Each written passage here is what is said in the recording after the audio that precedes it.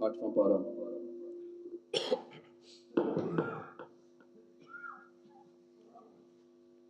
سورہ آراف کی آیت نمبر 16، 17، 18۔ اعوذ باللہ من الشیطان الرجیم، بسم اللہ الرحمن الرحیم۔ قال فبما اغویتنی لاقعدن لهم صراطک المستقیم ثم لآتینہم من بین ایدیہم ومن خلفہم وعن ایمانہم وعن شمائلہم ولا تجد اکثرہم شاکرین۔ قال اخرج منها مذءوما مدحورا لمن تبعك منهم لأملأن جہنم منكم اجمعین۔ اللہ کے نام سے شروع، جو نہایت مہربان رحمت والا۔ قال کہا، فبما اغویتنی، فبما تو اس کی قسم کہ اغویتنی تو نے مجھے گمراہ کیا، لأقعدن میں ضرور طاق میں بیٹھوں گا، لہم ان کی، صراطک المستقیم تیرے سیدھے راستے پر۔ جب یہ شیطان کی بات چل رہی ہے،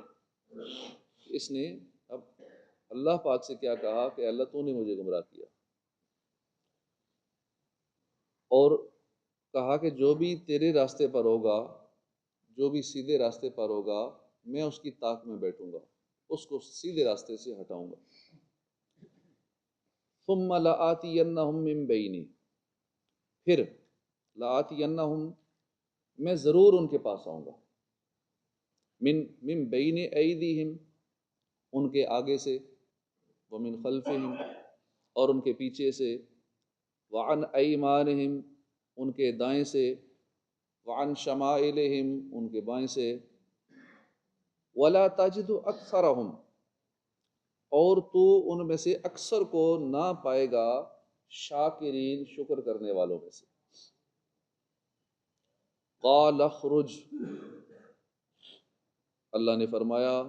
نکل جا، منہا اس سے نکل جا، مذءوما ذلیل، مدحورا مردود ہو کر، لمن ضرور جو تابعک تیری پیروی کرے گا، منہم ان میں سے، لأملأن میں ضرور بھر دوں گا،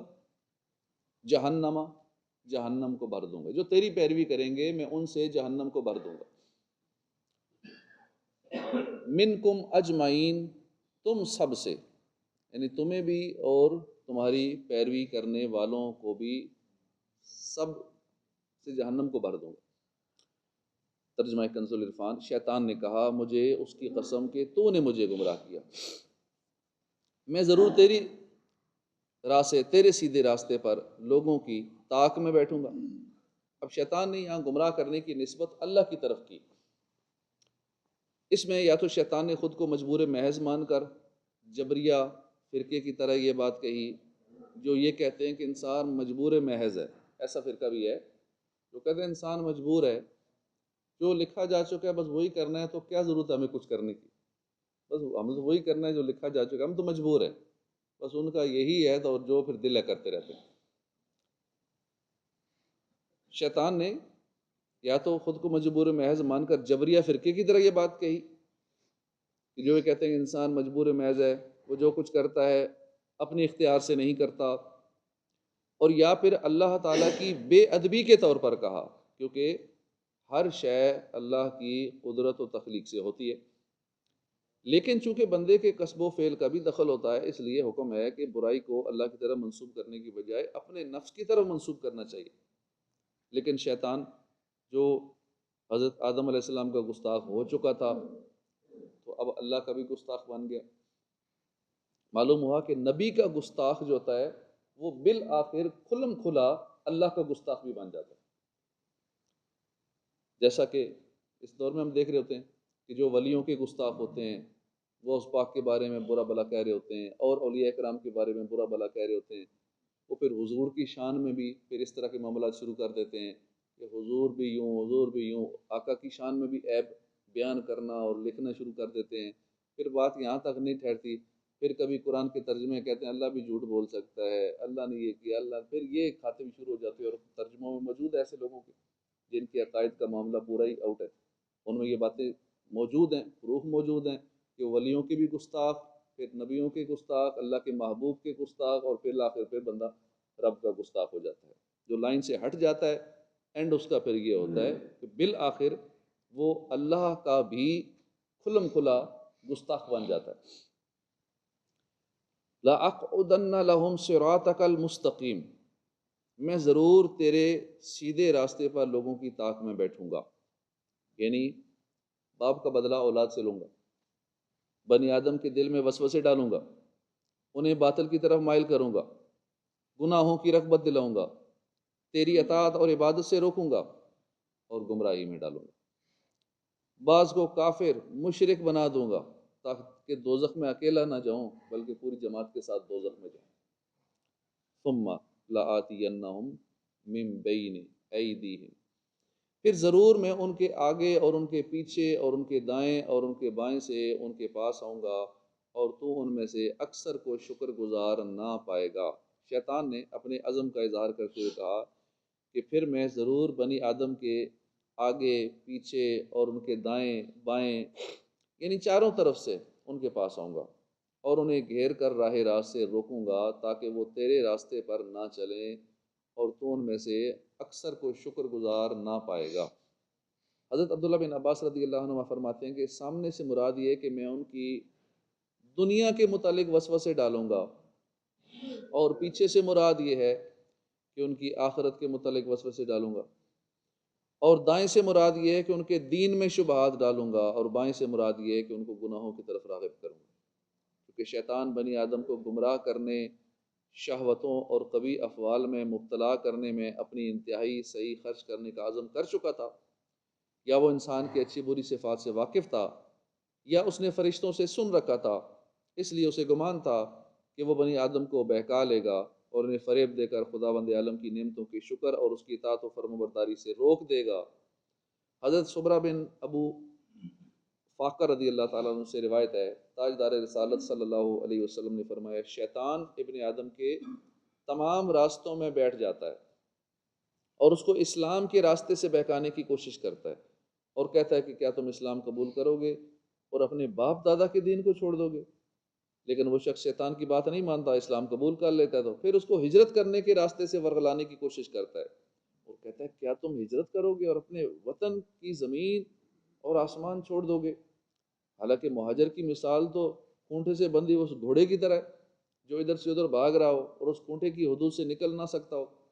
مراد یہ کہ شیطان مہاجر کو ایک بے کس و بے بس کی شکل میں پیش کر کے آدمی کو بہکاتا ہے، لیکن اگر وہ شخص اس کی بات نہیں مانتا اور ہجرت کر لیتا ہے تو شیطان اس کے جہاد کے راستے میں بیٹھ جاتا ہے۔ وہ اس شخص سے کہتا ہے کیا تم جہاد کرو گے؟ اور یہ اپنی جان اور اپنے مال کو آزمائش میں ڈالنا ہے۔ اگر تم جہاد کے دوران مارے گئے تو پھر تمہاری بیوی بچوں کا کیا بنے گا؟ تمہاری بیوی کسی اور سے نکاح کر لے گی اور تمہارا مال تقسیم کر دیا جائے گا۔ لیکن وہ شخص پھر بھی شیطان کی بات نہیں مانتا اور جہاد کرنے چلا جاتا ہے۔ رسول اللہ صلی اللہ علیہ وآلہ وسلم نے فرمایا، سو جس شخص نے ایسا کیا تو اللہ تعالیٰ کے ذمہ کرم پر یہ حق ہے کہ وہ اس کو جنت میں داخل کر دے، اور جو مسلمان قتل کیا گیا تو اللہ تعالیٰ کے ذمہ کرم پر اس کو جنت میں داخل کرنا ہے، اور جو مسلمان غرق ہو گیا تو اسے جنت میں داخل کرنا اللہ تعالیٰ کے ذمہ کرم پر ہے، اور جس مسلمان کو اس کی سواری نے ہلاک کر دیا اس کو جنت میں داخل کرنا اللہ تعالیٰ کے ذمہ کرم پر ہے۔ ہر مسلمان کو چاہیے کہ وہ شیطان مردود سے اللہ تعالیٰ کی پناہ مانگتا رہے اور اس میں کسی طرح سستی اور غفلت کا مظاہرہ نہ کرے۔ حضرت ابوبکر صدیق رضی اللہ عنہ سے روایت ہے، نبی کریم صلی اللہ علیہ وسلم نے فرمایا، شیطان سے پناہ مانگنے میں غفلت نہ کرو، کیونکہ تم اگرچہ اسے نہیں دیکھ رہے لیکن وہ تم سے غافل نہیں ہے۔ امام محمد غزالی فرماتے ہیں، شیطان کی شر سے اپنے آپ کو حتی الامکان بچاؤ، اور اس سلسلے میں تمہارے لیے سب سے بڑی یہی دلیل کافی ہے جو اللہ تعالیٰ نے اپنے حبیب سے فرمایا وقر رب اعوذ بک من ہمزات الشیاطین واعوذ بک رب ان یحضرون، اور تم عرض کرو اے میرے رب میں شیطانوں کے وسوسوں سے تیری پناہ مانگتا ہوں، اور اے میرے رب میں تیری پناہ مانگتا ہوں اس سے کہ وہ شیطان میرے پاس آئیں۔ تو نبی کریم صلی اللہ تعالیٰ علیہ وسلم جو سارے جہان سے بہتر ہے، سب سے معرفت رکھنے والے، سب سے زیادہ معرفت رکھنے والے، سب سے زیادہ عقل مند، اور اللہ تعالیٰ کی بارگاہ میں سب سے زیادہ رتبہ اور فضیلت رکھنے والے ہیں، انہیں اس بات کی ضرورت ہے کہ شیطان سے اللہ کی پناہ مانگیں تو تمہاری حیثیت ہی کیا ہے۔ حالانکہ تم جاہل، عیب و نقص والے اور غفلت میں ڈوبے ہوئے ہو، تو کیا تم شیطان سے اللہ تعالیٰ کی پناہ لینے کے محتاج نہیں ہو؟ یقیناً محتاج ہو، اور بہت زیادہ محتاج ہو۔ حضرت جندب رضی اللہ عنہ سے روایت ہے، سرکار دو عالم صلی اللہ علیہ وسلم نے فرمایا تم میں سے جو شخص رات کے وقت اپنے بستر پر جائے تو یہ کہہ لیا کرے بسم اللہ اعوذ باللہ من الشیطان الرجیم۔ بستر پر جب سونے لگیں اس سے پہلے بسم اللہ اعوذ باللہ من الشیطان الرجیم یہ پڑھنے کا حضور نے حکم فرمایا۔ حضرت شفیق بلخی رحمۃ اللہ علیہ فرماتے ہیں روزانہ صبح کے وقت شیطان میرے پاس آگے پیچھے دائیں بائیں سے آتا ہے، میرے سامنے آ کر کہتا ہے تم خوف نہ کرو، بے شک اللہ بڑا غفور الرحیم ہے۔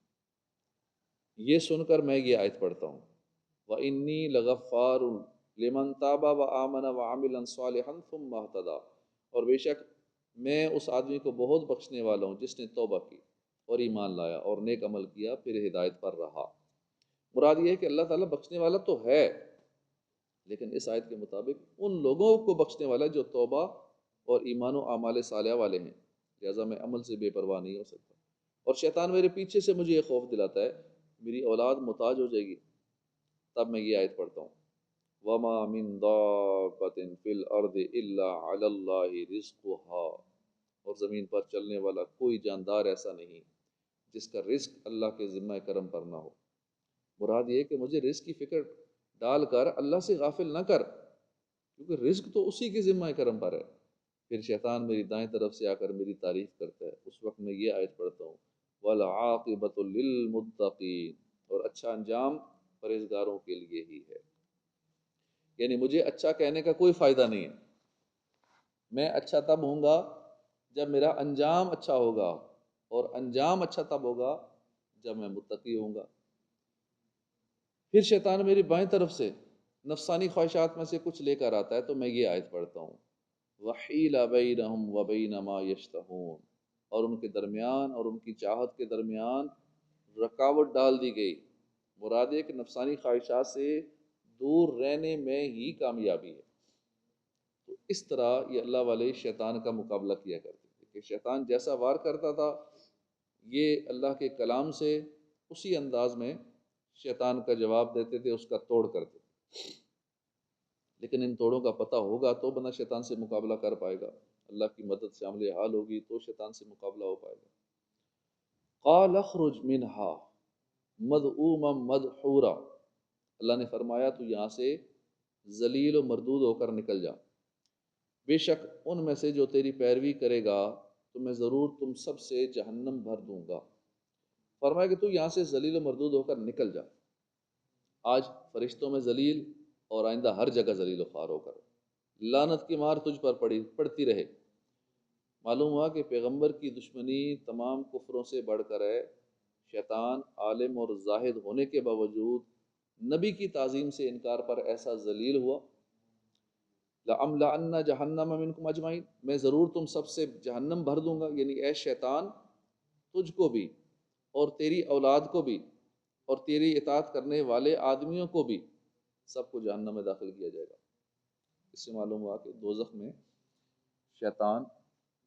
جنات اور انسان سب ہی جائیں گے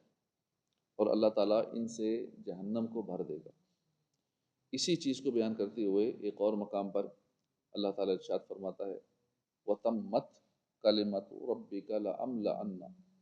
جَهَنَّمَ مِنَ الْجِنَّةِ وَالنَّاسِ أَجْمَعِينَ، اور تمہارے رب کی بات پوری ہو چکی کہ بے شک میں ضرور جہنم کو جنوں اور انسانوں سے ملا کر بھر دوں گا۔ اور حضرت ابو ہریرہ رضی اللہ عنہ سے روایت ہے نبی اکرم صلی اللہ تعالیٰ علیہ وآلہ وسلم نے فرمایا جہنم اور جنت میں مباحثہ ہوا تو جہنم نے کہا مجھ میں جبار اور متکبر لوگ داخل ہوں گے، جنت نے کہا مجھ میں کمزور اور مسکین لوگ داخل ہوں گے۔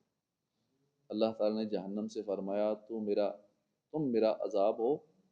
میں جس کو چاہوں گا تمہارے ذریعے عذاب دوں گا۔ جنت سے فرمایا تم میری رحمت ہو، میں تمہارے ذریعے جس پر چاہوں گا رحم کروں گا، اور تم میں سے ہر ایک کو پر ہونا ہے۔ اللہ پاک نے جہنم کو بھی بھرنا ہے اور اللہ پاک نے جنت کو بھی بھرنا ہے، اور دونوں میں انسان بھی جائیں گے، جن بھی جائیں گے۔ اس لیے ہمیں اللہ کی رحمت سے امید بھی رکھنی ہے اور ڈرنا بھی ہے، خوف و رجا کے درمیان میں رہنا ہے، کبھی امید کبھی خوف، کبھی امید کبھی خوف، اور شیطان سے بچنا بھی ہے، ایمان کی فکر بھی کرنی ہے۔ اللہ پاک عمل کی توفیق عطا فرمائے۔ صدق اللہ العظیم۔